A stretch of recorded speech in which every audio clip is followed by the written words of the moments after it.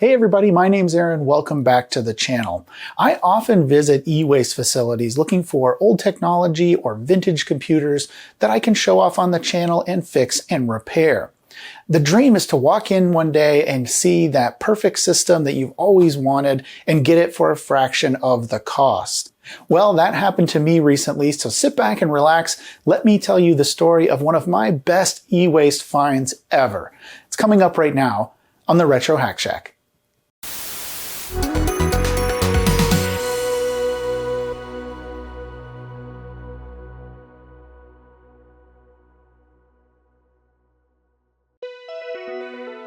So the other day, I was visiting a local Ewaste facility when I saw what I thought was an interesting PC desktop. But when I took a closer look, it turned out to be an Amiga 2000. So I grabbed that thing and ran. I noticed this cool looking dude across the room, and he saw what I had and gave me a right on kind of look. I went up front to see how much I would have to pay. I wondered if they knew how much these things go for these days. But the guy at the front said, "I don't know anything about computers. You're going to go have to talk to Jim." So I showed the Amiga 2000 to Jim, and he said, "Well, it's pretty old, doesn't look like it's worth that much. You can have it for 10. At this point, my heart really started racing at such a good deal. I looked over at the cool guy who was watching, and he couldn't believe it either. He gave me a look that said he wouldn't spill the beans on me. So I was ready to pull out my wallet when the guy up front said, "Nah, I don't think I can do it for 10. Well, the jig was up. Surely he had taken a look at eBay where these things routinely go for anywhere from $500 to over $1,000 here in the US. But then he said, "How about 20? I couldn't believe it. An Amiga 2000 for $20? Unbelievable. So I looked at the cool guy and we shared looks of admiration over the deal I just got. Now the only question was, would it work?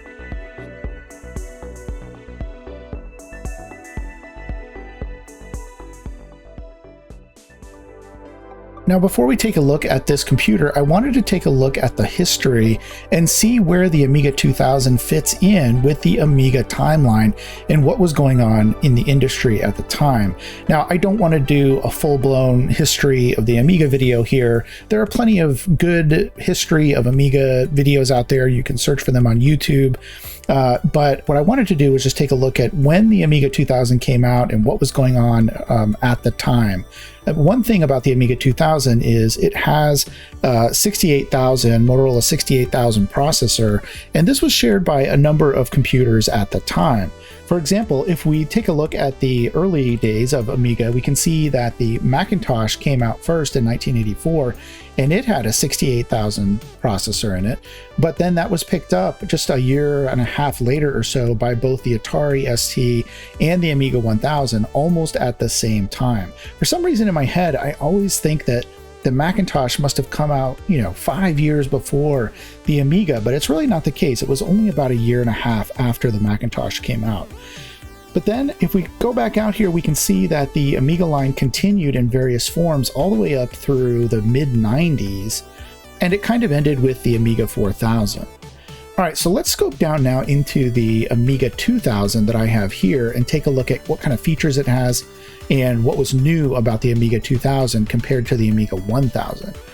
Well, first of all, in terms of features, it was fairly robust. It had 1 megabyte of RAM on board, and you could upgrade that to 2 megs, and then you could further add an additional 8 megs of memory, or if you had an accelerator card, you could add up to 128 megs of memory. In terms of graphic modes, it was fairly capable for the time. I know in today's standard with 4K displays, it doesn't look like much, but especially when you look at the higher end of the line as the 2000 developed over the years that followed its release, you could add actually up to some pretty good graphics mode, 800 by 600. You could use a VGA monitor, so we'll have to take a look at mine and see if I have that capability.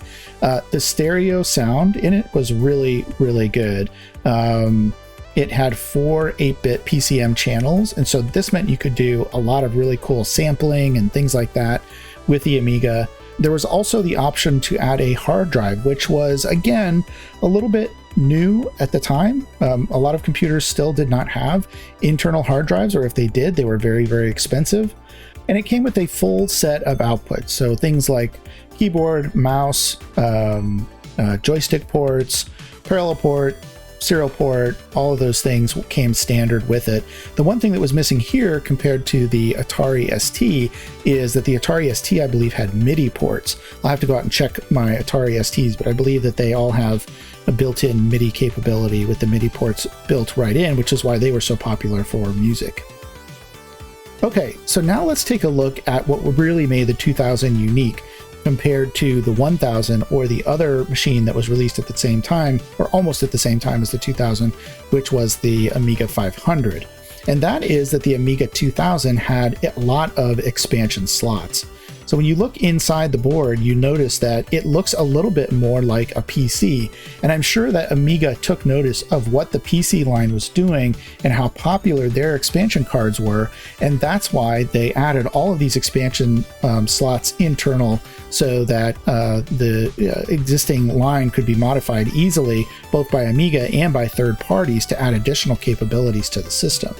So if we look up here, we can see that there's actually ISA bus ports or bus slots built right into the system. And these could have been used with a Bridgeport card, which would have let you run an XT or 286 compatible system right inside the Amiga on hardware, so that you could switch back and forth and run your office applications, for example, right alongside all the other stuff you were doing on your Amiga.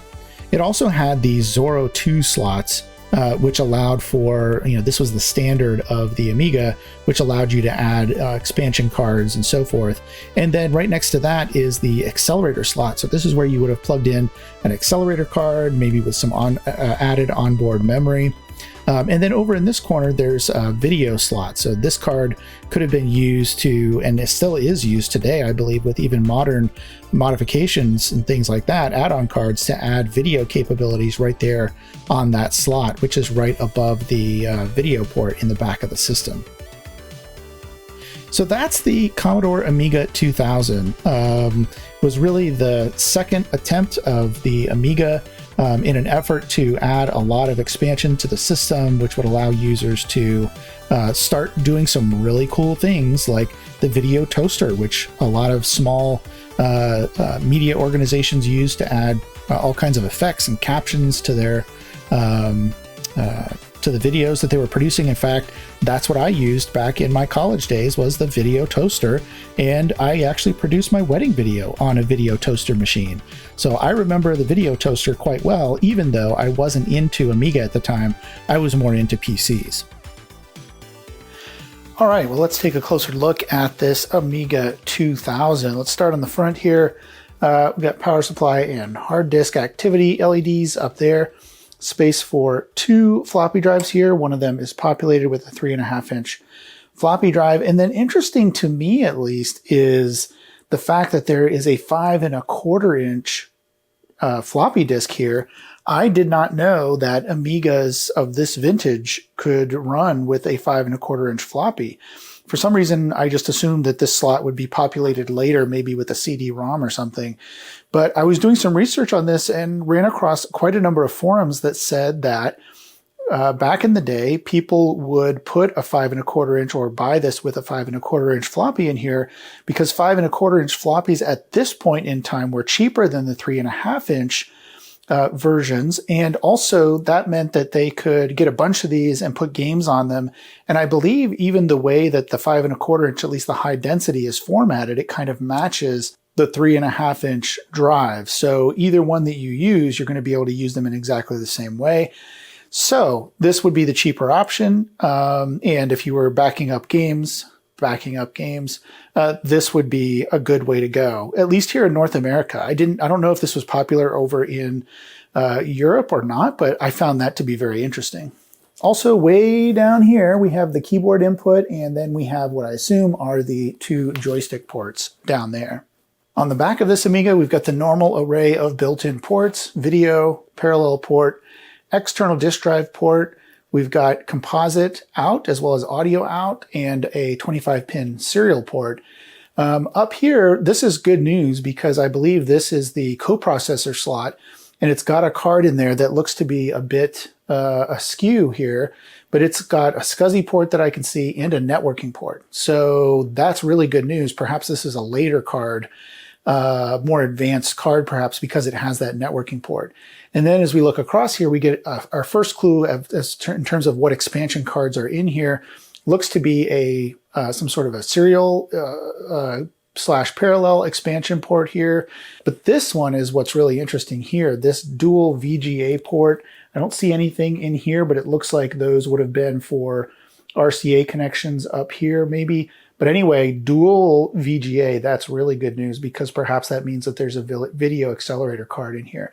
So just taking a first look at the back, I got really excited to see what was in here. It wasn't just like a standard Amiga that perhaps never got any upgrades. It looks like this one was well used and highly regarded by its owner. Now, getting into this looks fairly standard for the era.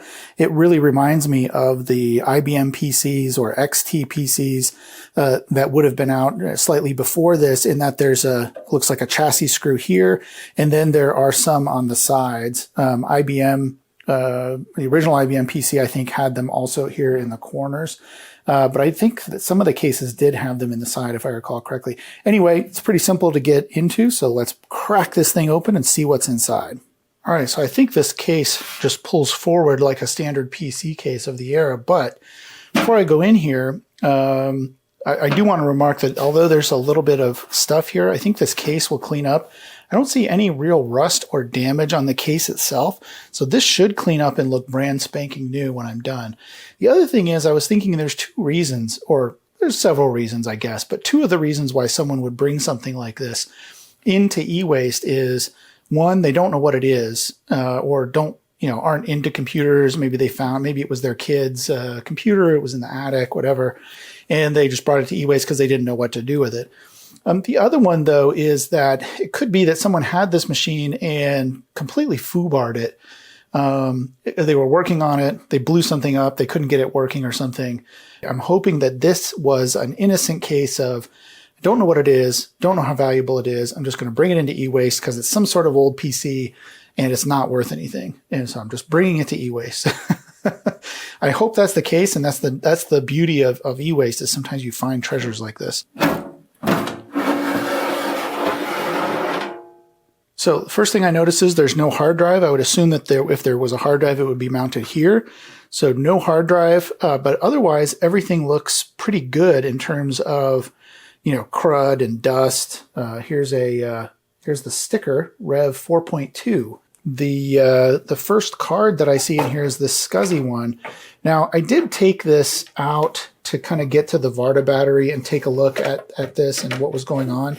You can see that it's really tight in here. And when I did remove it the first time, the only way that I could find to get this out was to, unfortunately, flex the board. It does flex quite readily, but it was the only way that I could actually get this particular card out. There's no room to maneuver. You've got a SCSI port on this end, and you've got, it's in the slot on this end.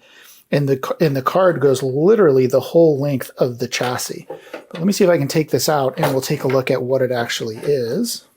All right, so I just did a little quick research on the card. Apparently, this is a late accelerator card. As you can see by the date, 1995. It was quite late. But Wildfire produced a number of these cards, and this card in particular supports a 68060 processor. Now, I believe that the Amiga, at least all the 2000s, came with the original 68000. So that would have been quite a bit slower. I believe this is clocked at 50 megahertz. So quite a performance bump if this card works. And it also, interestingly, it has this Molex power here. I'm not sure exactly. Is that additional power for a hard drive or something? Maybe you could power the hard drive because there's a SCSI connector down here. So this card does a number of things, it looks like. Number one, it's a processor hardware accelerator card. It's got additional memory in it. It's got a SCSI connector for a hard drive and power for a hard drive, as well as this external SCSI and the network driver. And you can see the Altera chip here, for example. That's going to be part of the network. functionality of the card. So, wow. I'm really excited, and I hope this card works. It looks to be in perfect condition. Oh, and there's more slots back here. I wonder what those are for. They look like either additional memory, perhaps, it looks like goes in there. Oh, man, that's crazy. So, yeah, really lucked out with this thing and this card. I can't wait to test this out and see if it works. Okay, this next card is the one we saw in the back with the VGA ports. I'm going to try to pull this out carefully, slide it out. And this is a Picasso 2 card. And it looks like it's loaded with memory, all in sockets. It's got the 2 VGA ports on there. So this looks like a video accelerator card for giving you higher resolution for your machine instead of going out over the internal RGB connector or the, well, it's an external, but the built-in RGB connector, I should say, or over the built-in composite connections. Now, again, just doing some quick research, it looks like this particular card only works with Workbench 3.1 or above. So there's a good chance that this kickstart that's on this particular computer has at least Workbench 3.1, which, you know, is required for this card, which this card also came out, it looks like in 95 or thereabouts, and it supports high color and true color graphics. Now this said this is, it also says this is upgradable from, it comes with 1 meg, but you can upgrade it to 2 meg at any time. So I'm curious whether this particular card has 1 meg or 2 meg of memory on board. And this card is produced by Villagetronic. They had a number of these cards out. This is just one of them. It looks like this is one of the higher end cards. I think there was also a Picasso 3, but it looks like this was a higher end card costing retail, I think about $600 if it has the full 2 meg of RAM in here. So yeah, we'll have to see, but not a cheap card for sure. Again, really excited to see this in here, and I hope it works. Okay, and there was no last card here. This is just a additional serial port with this little dongle that plugs in here. It looks like you also had maybe another one here that you could tap into if you wanted to. But that's all that is just an additional serial port. But if we pull this out of here, you'll see it's looks like a fairly bog standard expansion, serial and parallel port expansion. There's something up here that says option, a 34-pin. Connector. I don't know if that's for an additional floppy disk, perhaps. Maybe this has a floppy controller on it. But it just says option. So who knows? Maybe that's not used. Oh, Penny, you going to come out here? Are you going to come out in the garage? Hey! Uh-oh. What do you think, huh? Oh, goodbye. Goodbye, Penny. Goodbye. Hello. Hello, you came back. Okay, goodbye. Goodbye. Hello. Hello. Hello, little doggy. Are you a good girl? Are you a good girl? Checking out the garage? Yeah. And I know I could look all this up online, but I like to just take some pictures while I'm in here, especially since the video here is pointing the wrong way. I like to just take some pictures of the insides here of the system so that I know I can go back and put everything back together the way it's supposed to. Because these colors, I'm used to using a PC, and even if these are the same voltage, you know, the colors are quite different. So we've got, if it's the same pinout anyway as a PC connection, I assume it would be, because this looks like a fairly standard drive, and I'm sure you could fit in a standard SCSI drive here. So, you know, we would have 5 volts as the orange in this case. Normally on PC power supplies, the orange is 3 volts. And then blue for the ground, I'm assuming, and yellow for 12 volts. And I'll test those out, but that's the way it would be in a PC. Okay, I think I've got all the screws out now, 4 back here and a couple up front. I should just be able to lift this whole module out, just being careful of the floppy connections. In fact, I'm just going to take that out for now. The other thing I noticed, I don't know if it's visible on the camera, there's an X right here on the power supply, and I really hope that doesn't mean that the power supply is bad, but I will be testing that before I try to get the machine fully running. And that does come out. I think I'm just going to take this out of the board, out of the main board. There we go. Can lift the whole thing out. just set it aside for later testing. And there we go. Ooh, look at this. Look at this mod. Ooh, I got to do some digging and figure out what this is. And sure enough, we have a Kickstart 4.0 in here, it looks like, or it says V40.63. Again, I'm not an Amiga expert, but it says Amiga 500, 2000, 93, 94. So I'm not sure if that version number matches the version of Kickstart, because I thought the original Kickstarts I thought ended in like 3.1 something. I don't know what I'm talking about. I just don't know much about Amigas at all. And look, I didn't take the Varda out. Oh, I forgot. Let me get a little closer and I can show you the corrosion that I'm seeing on here. Ooh, this isn't good. So the Varda has to come out. There hasn't been a whole lot of spread of the corrosion. There's this nice crosshatch, either ground or voltage plane up here. I don't know if you can see that crosshatch there, and you can see where the corrosion is, because where that crosshatch should be over here, it's all been eaten away underneath the solder mask. So we'll have to definitely examine those traces and look at the CPU. Oh no. Sounds like I'm talking to Penny when she's in trouble. Oh no, that's bad, bad, bad. So I don't know. I have mixed reactions about this right off the bat here. I don't see a whole lot of corrosion. Maybe it'll come up on my bigger monitor. I'm just looking through the camera, the back of the camera here, and I don't see a whole lot of corrosion on the accelerator card slot there. But yeah, the CPU looks like it's, I don't know if it'll work. Honestly, it looks pretty toast to me. Let's just take a look over on this side as well. Not seeing a lot of corrosion up there, so it may be fairly isolated to this section right here and to the processor. And maybe those resistor networks will have to be cleaned up. Okay, that's still attached. Ooh, I'm getting the willies here. Oh, look, what the heck's going on here? I don't know if this will come up. These connections are all dim. That could just be corrosion, but it doesn't look green. These are all shiny, like they've been tinned up with solder. Or are they just shiny? I guess they're just shiny.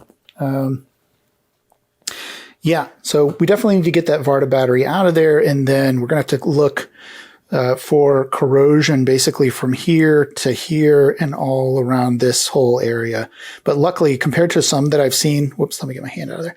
Compared to some that I've seen online, this actually doesn't look too bad. It looks like it could have been much worse. Yeah, so before I do anything, I am just going to go in here and clip out this Varda battery for sure. Ugh. These things, I swear, the death knell of so many systems. I mean, to be fair, no one probably expected these systems to last long enough for the battery corrosion to be a problem. Oh man, there's battery corrosion coming off of this pad. There we go. It's off. Going right in the trash. Varda battery. So Varda is just a brand. This is probably nickel cadmium, I assume. Nickel metal hydride, but probably nickel cadmium. So, you know, we call these things Varda battery because you find so many of them. I think Varda made other batteries, though, besides just these battery backups, but they were just so popular and they leak so readily after 30 years or so. So it's too bad. Again, they probably didn't know that these systems were going to last this long or be desired by collectors and people that want to relive their childhood days. But man, I wish that these were more removable and that the instructions at least said, if you're going to be storing this system for a while, remove the Varda battery. Oh man. Anyway, this one's going right in the trash or to recycling. Okay, so with all of this corrosion, that's why I didn't want to just hook this thing up and power it up. I mean, it might have worked, but probably wouldn't have. And with the corrosion possibly making either bad connections or connections where there shouldn't be any connections on this board, it's possible that it could have fried a chip or something else, and that would have been even more difficult to troubleshoot. So before I try to power it up, first order of business is to clean up all this corrosion, at least neutralize it with some vinegar. take the CPU out for sure. Luckily, I've got a spare CPU if I need it. Replace the socket and just see if there's anything else that is affected by the corrosion on this board. And then if everything looks okay, I'll test out the power supply, make sure that's working correctly. And then we'll try to boot this up without any cards in it, see if that works. If it does, we'll move on to adding the cards one at a time and see if they work as well. So that's the plan. It's all going to start with taking out this motherboard.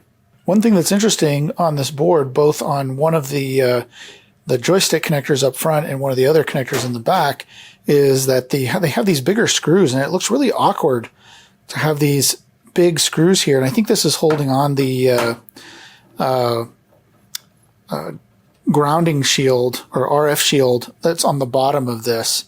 But just look how big that screw is. It's kind of weird that they did that. It's like a big honking screw there. And unfortunately, to get all of this, get the grounding off here, I'm going to have to take out all of these little nuts. And luckily I have a driver for those, but yeah, that's kind of a pain. But oh well, got to get that grounding shield off. And the underside of the board, as far as corrosion is concerned, is looking a lot better. In fact, it's pretty much pristine back here, except this one spot where the battery leg came through. I'm guessing this is the anode side, and so you can see the corrosion just starting to creep here around this leg. So I'll have to do just a little bit of cleanup on the back side as well.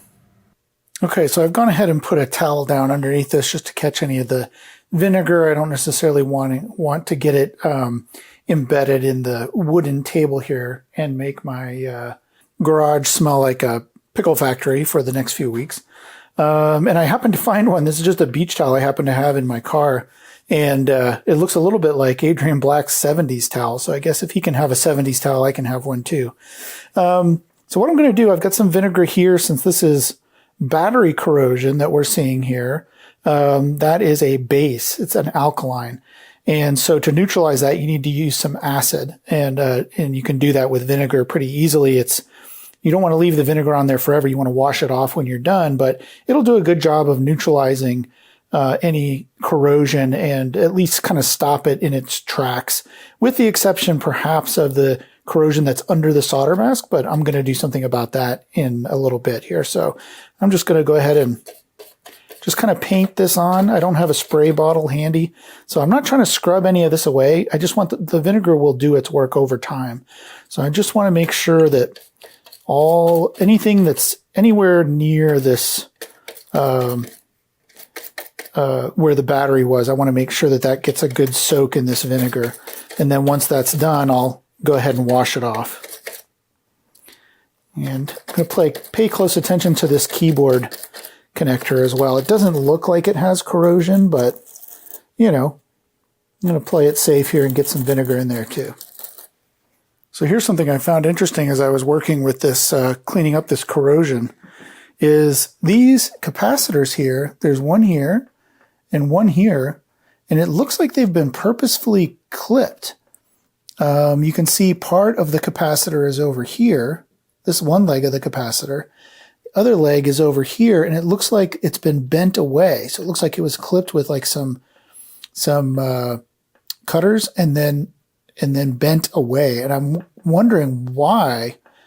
I may have to do a little digging here to see whether I should try to replace these or try to run it with them in this way. That seems odd to me that somebody would clip both of those. But maybe that has to do with, actually, now that I'm thinking about it, maybe this has to do with that module, that mod that I found earlier. Maybe that's on purpose, actually. I'll have to do a little bit more research and find out. Well, I just looked it up and I figured out what this mod is thanks to the Amiga group on Facebook. One of the saving graces of Facebook are the retro groups. If you haven't checked them out, you should. There's retro groups for just about every system out there, whether you're into Commodore 64s or Amigas or TRS-80 color computers, whatever your pick is, you can find a group for it on Facebook. Anyway, in the Amiga group, I asked about this, and they said it was a mega chip some sort of a mega chip RAM expansion. So this adds an extra 1 meg of chip memory.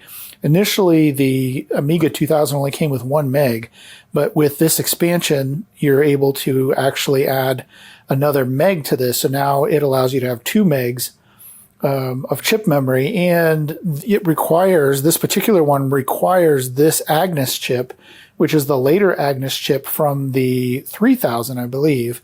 And I guess that's a little bit rare these days as well. So as long as this mod is still working, I've got the manuals for it, and I have confirmed, the jumpers that are supposed to be cut are cut, and the modifications that you have to do have been done to this board.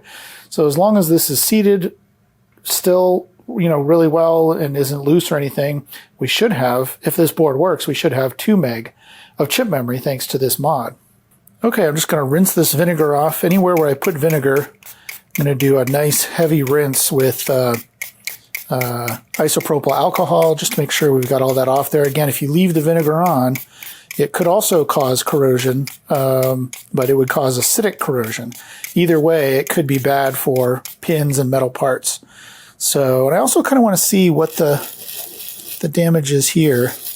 Doesn't look too bad, really. Not really seeing a whole lot of permanent damage on any of the legs of these components or anything. So yeah, I'm feeling like maybe I dodged a bullet here. The legs of this processor are also looking pretty good. I'm going to pull it out and just see what it looks like after I pull it out. There. Got it out. Wow. Believe it or not, as corroded as they are, it looks like they're all intact. So I might be able to clean this up. If it wasn't powered on, there's a little flake of metal there. If it wasn't powered on when the corrosion was all over it, might be able to actually save this. Like I say, I've got an extra one, but fingers crossed this one will work. I just put a little bit more vinegar on this socket. One thing to keep in mind with this, when you're doing this with the vinegar, is that if there's a lot of corrosion, you use the vinegar, that's going to neutralize the acid, and then what you're left with is a neutral solution. And really what you want is, at that point, if there's more corrosion that you haven't neutralized yet, then you need to add more vinegar to neutralize it. So I'm just adding some vinegar on these pins, and I'm going to have to check out these traces, but they look okay to me. I'm also just going to lift up this ROM chip, this Kickstart ROM. That comes up pretty easily. You can see me using my finger here. When I pull up one side, if you go back and forth, it ends up pushing these pins back down in when I do this side. You just put your finger in there and brace it. It will, these chips will come out. Likewise, if one side's out, you just kind of brace it while you pry out on the other side. And yeah, this looks completely fine. No issues there. No corrosion at all on the ROM chip, so that's good. Well, it appears I found my first corrosion casualty, and it's not surprising at all. The first thing I did was I took a look at these thick traces here, the ones that look like they're in the worst shape, but they appear to be okay. If I measure this side of the trace to here, actually comes back fine. And if I measure, I can get on this resistor leg, I can measure to here, and that's fine. So there's continuity, believe it or not, through there. The issue is these small little traces that go right underneath where the Varda battery went. And those, I've traced those out, and I've looked at the schematics, and they should go from this chip over here to one of these two. I forget. This one goes to this one, I guess. And there's nothing there. And this one goes over here, and there's nothing. So these are supposed to go all the way up to Gary up here. And you can see that if I, let's see if I can do this. If I hold this, if I kind of get under this gunk that's left over from the corrosion here, it should go up here. Whoops, there it is. There it is. See, that one goes up there, and this one should be right next to it. Yep. So from here to there is okay, but from here to the chip is not, and that's because it's broken right underneath where the battery was. So I'll have to run a bodge wire from underneath on the underside of this board from these two connections back up here to our friend Gary there. All right, so here you can see my bodge wires. Basically, I've just tried to avoid anything sharp. So passing over a tented via like this, it's smooth is fine, but I want to avoid these pins on these sockets and chips and stuff. So just use some Kapton tape to tape that on, and now those connections are connected again. Okay, I also went ahead and toned out all of the pins down here where there's this corrosion here, and they all tone out fine to this board or this slot here. So there is connectivity, you know, from here all the way to the appropriate pin here. So nothing is broken in here. I think I got lucky and it's just those two traces. So I think now I'm just going to let this sit overnight. I've tried to mop up any remaining alcohol, which hopefully displaced the vinegar. I'm going to give it a sniff test in the morning to make sure that's all gone. But I'm going to leave this for now and let it dry overnight. So now I want to turn my attention to the power supply. Right now, the only thing that's plugged in is this floppy drive, which isn't going to have a whole lot of draw, so I might have to put a load on here, like a hard drive or something like that, just to generate some load to get the rails up the way they're supposed to be. But for now, I just want to, I'm going to make sure that nothing's shorted here. I'll be testing between ground and 5 volt and ground and 12 volt. And then, and I can tell that they're at least 5 and 12. I don't even have to look this up because I can see this floppy 5 1/4 inch floppy here has 5 volt and 12 volt loaded, and you know I can see where, if I put this over here, I can see where they go. Oh, okay, interesting. So it's actually the opposite. Red, it looks like is 12 volt, and yellow is 5 volt. Blue is still ground. So that's what I'll be looking for when I power this up. And if it does not, doesn't give me anything, I'll put a load on here and we'll see if it gives me something then. Ooh, it doesn't sound too good. 6.5 volts. Yeah, the fan in here is really bad. Okay, well, I've connected a hard drive as a load now. Let's turn it back on and see what happens. Nope, still getting 6 volts on the 5 volt line. Now I'm getting 7 volts on the 12 volt line. What is going on? Well, I have a feeling fixing that power supply is going to take quite a while, so I'm going to push that off for the next episode. I have a whole series of things that need to be done. The power supply has to be fixed. I need to re-examine all the corrosion on the board, test all the traces, and then finally see if it even powers up without any of the cards in it, and then take a look at the cards and finally, hopefully play some games on the Amiga. That's what I'm really looking forward to, but it's also a lot of fun learning about this system and trying to repair all of the faults. I still think this was a great bargain at $20 for this system. Cannot believe that I found it. Hi, Penny. Cannot believe that I found it for $20 at the Ewaste place. And whatever repairs that I need to put into it are fine with me. I don't mind at all. Although I can see if someone did turn this system on after so many years, there's no way that this thing would have powered up. So it could be that they tested it out. It doesn't work. We'll just take it to Ewaste. If you want to support the channel, I'd really appreciate some more patrons. You can go to patreon.com/retrohackshack, and you can donate at various amounts there. I do an after the episode commentary after each episode, and patrons get access to that. So a lot of the behind the scenes information, and maybe some more Penny appearances as well. We'll see how that goes. Also, be sure to like and subscribe. It really helps promote the channel to people that haven't seen it before, and I appreciate all your comments down below. So with that, until next time, thanks for watching. You want to say goodbye, Penny? Good girl. Can you shake? Can you shake? Good girl. You give me a high five? High five. High five. All right. Good girl. Patrons receive ad-free and early access to content after the episode commentary, and of course, your name in the credits. If you liked that episode, here's a few more you might enjoy, and I thank you for your support. End of line.